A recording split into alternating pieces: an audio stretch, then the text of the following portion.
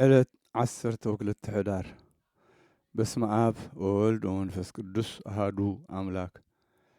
ዕለት 12 ሕዳር በዛ ዕለት እዚኣ ንኽቡርን ልዑልን ሚካኤል ሊቀ መላእኽቲ ርእሲ ኩሎም ሰራዊት ሰማያት መዘከርታ በዓሉ እዩ።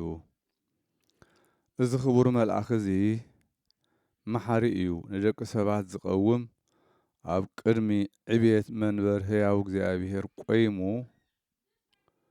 ምንቲ ኩሉ ፍጥረት ዝልምን እዩ። ነዚ መልአኽ እዚ ኢያሱ ወዲ ነውየ ብዓብዪ ክብሪ ብብዙሕ ግርማ በምሳል ወተሃደር ዓብዪ ንጉስ ዝረአዮ እዩ። ምስ ረአዮ ሰንበደ ናብ ቅድሚኡ ሰጊዱ ድማ ንስኻ ካባና ዲኻ ወይ ካብ ጸላእትና በሎ እሞ ንሱ ድማ ኣነ ሓደ ካብቶም ሊቃናት ሓይላት ሰማይ እየ። በዛ ዕለት እዚኣ ንኣማሌቅ ኣብ ኢድካ ክህበካ እየ፣ ኣብ ሃገር ኢያሪኮ ድማ ክንግሰካ እየ በሎ። እዚ መልአኽ እዚ ንኩሎም ቅዱሳን ጻድቃንን ሰማዕታትን ዝረድኦም ክሳብ ተጋድሎኦም ዝፍጽሙ ከዓ ዘጽንዖምን ዝዓግሶምን እዩ። ምእንቲ እዚ ኣብ ነፍሲ ወከፍ ወርሒ ኣብ መበል 12 ዕለት ካብ ዓመት ናብ ዓመት ንሓዋሩ ብጸሎታትን ብዝማረያትን ምጽዋት ብምሃብን በዓላት ይግበረሉ፣ በዓላት ይኸብሩሉ ኣለዉ። ንሱ ንእግዚኣብሔር ምእንቲ ኩሉ ፍጥረት ካብ ሰብ ክሳብ እንስሳ ዝልምን እዩ። ምእንቲ ፍርያት ምድሪ፣ ምእንቲ ርደት ዝናማት፣ ምእንቲ ማያት ኣፍላክ፣ ምእንቲ ጽቡቕ ንፋሳት ጐይታ ንኩሎም ብግቡእ ከፈጽሞም ዝልምን መልአኽ እዩ። ሕጂ ድማ ናይዚ መልአኽ እዚ ሕያውነቱን ምሕረቱን ስምዑ። ሓደ ሰብኣይ ድራታዎስ ዝስሙ ነበረ፣ ሰበይቱ ከዓ ቴዎብስታ ትበሃል። ክልቲኦም ከዓ ጻድቃን ነበሩ። ናይዚ ዓብይን ክቡርን መልአኽ ቅዱስ ሚካኤል ከዓ ዝኽረ በዓል ይገብሩ ነበሩ። ኣብ ኩሉ ምድሪ ድማ ጥሜት ኮነ። ነዞም ጻድቃን እዚኣቶም ጥሪቶም ኩሉ ተወድአ። ነዚ ናይ ክቡር መልአኽ መዘከርታ በዓሉ ዝገብሩሉ ሰኣኑ። ብዛዕባ እዚ ከዓ ጸቢቖም ሓዘኑ። ክዳውንቶም ሸይጦም ዝኽሪ በዓል ናይ ቅዱስ ሚካኤል ክገብሩ ኢሎም ወሰዱ። ካብኡ ቅዱስ ሚካኤል ሊቀ መላእኽቲ ንድራታዎስ ተገልጸሉ። ናብ ሓደ በዓል ኣባጊዕ ክኸይድ ኣዘዞ። ካብኡ ብውሕስነት እዚ ክቡር መልአኽ ሓደ በጊዕ ብሳልሳይ ኣፍ ናይ ሓደ ዲናር ክወስድ ኣዘዞ።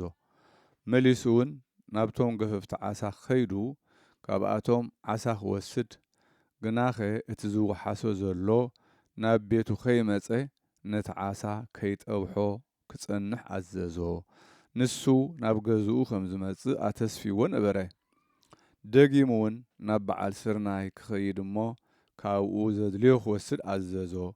እቲ መልአኽ ከም ዝብለካ ግበር፣ ክዳውንትኻ ኣይትሽጥ በሎ። ድራታዎስ ድማ ከምቲ ዝኣዘዞ ገበረ።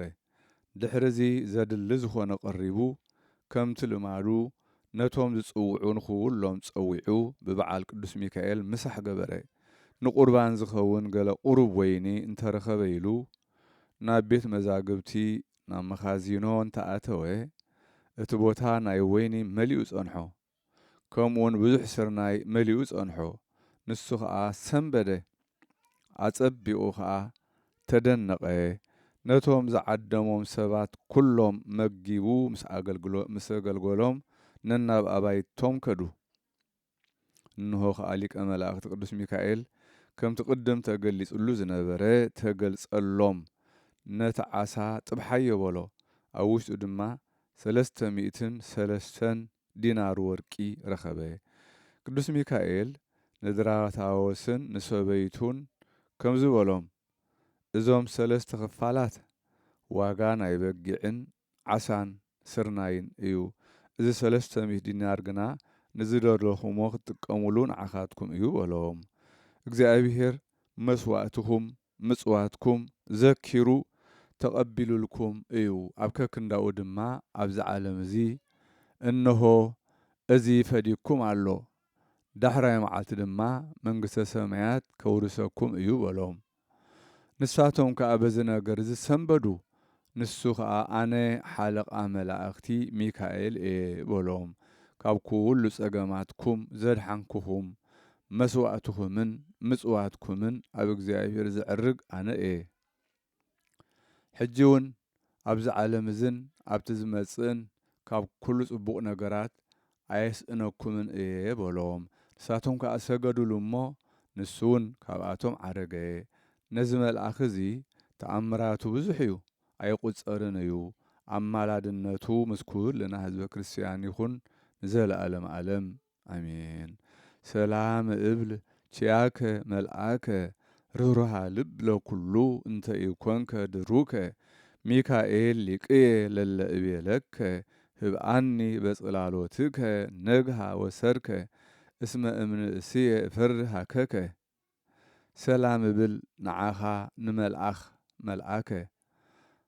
ርህሩህ ልቢ ንኩሉ ጨካን ዘይኮንከ ዘይኮንካ ሚካኤል ሓለቓይ ኣብዘዝብለከ ሕብአኒ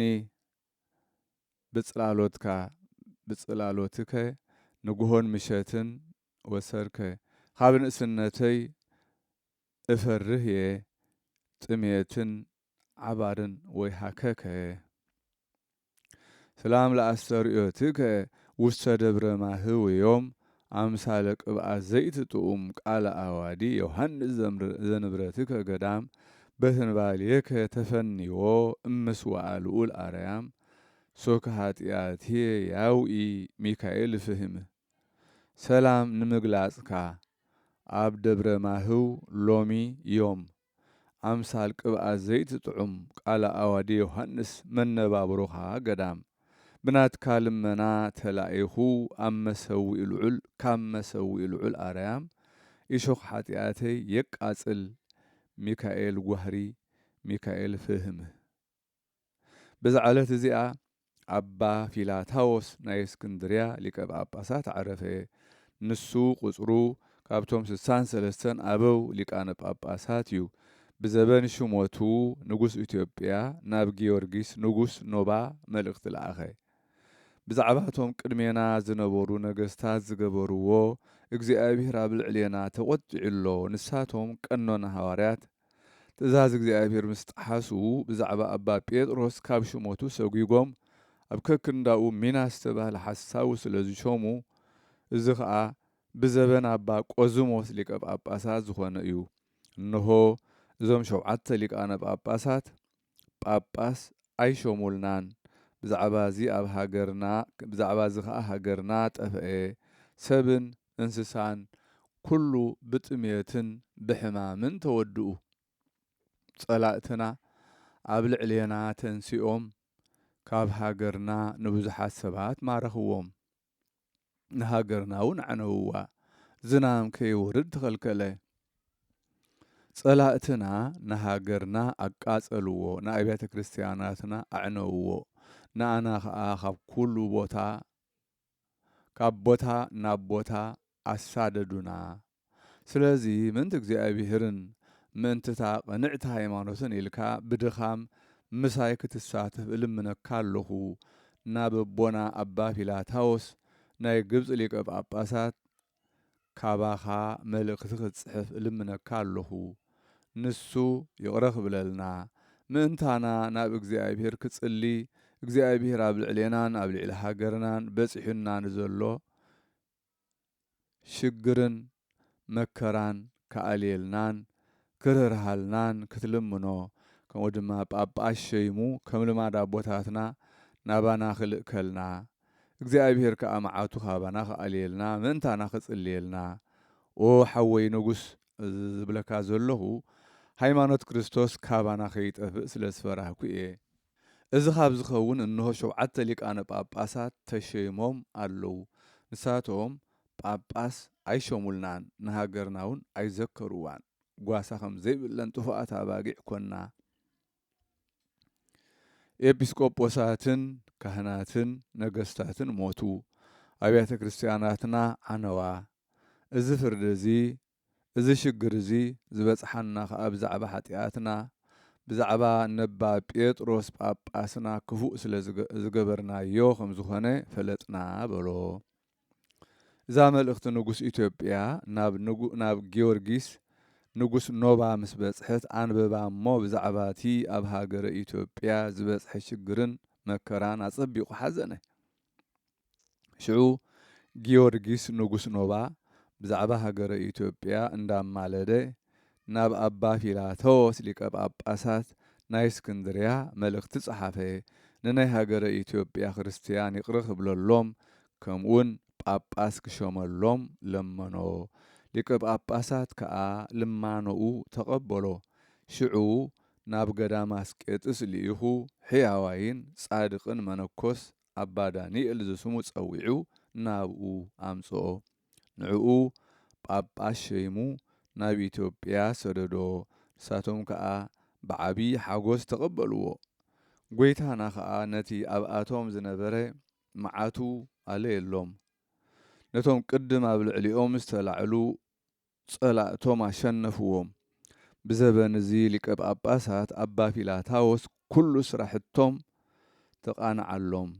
ካብኡ ከዓ ብዙሓት ተኣምራትን መንክራትን ተራእዩ። ጸሎቱን በረኸቱን ምሳና ይኹን ንዘለዓለም ዓለም አሜን። ሰላም ለከ ፊላታዎስ ሐዋርያ ሊቀ ጳጳሳት ዘእስክንድርያ በእብሬትከ አንፈሱ ህዝበ ኢትዮጵያ በእንተ ዘሴሙ ላዕሌሆሙ ብእሴ ውህልያ ድህረ ጽዕለተ ጎር ኮኑ ወለጸር ህብልያ። ሰላም ንዓኻ ፊላታዎስ ሐዋርያ ሊቀ ጳጳሳት ናይ እስክንድርያ ብዘበንካ አተንፈሱ ህዝቢ ኢትዮጵያ ኣብ ልዕሊኦም ስለ ዝሾሙ ሰብኣይ ጉሒላ ብጎረቤቶም ጽሉኣት ምስኮኑ ብጸላእቶም እውን ንዑቓት ህብለያ። በዛ ዕለት እዚኣ ብእደ ማርያም ንጉስ ኢትዮጵያ ቅኑዕ ሃይማኖት መፍቀሪ እግዚአብሔር ዓረፈ። በረኸቱ ምሳና ትኹን ንዘለዓለም ዓለም አሜን።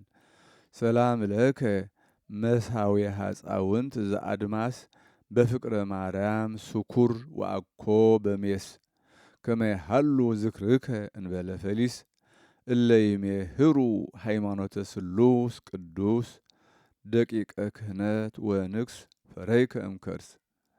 ሰላም ንዓኻ መምከኺ ሓፃውን ናይ አድማስ ብፍቅሪ ማርያም ስኹር ዘይኮነ ብሜስ መዘከርተኻ ክነብር ብዘይ ምህሳስ እናመሃሩ ዝነብሩ ሃይማኖት ስሉስ ቅዱስ ውሉድ ክህነትን መንግስትን ፈሬኻ ካብ ከርስ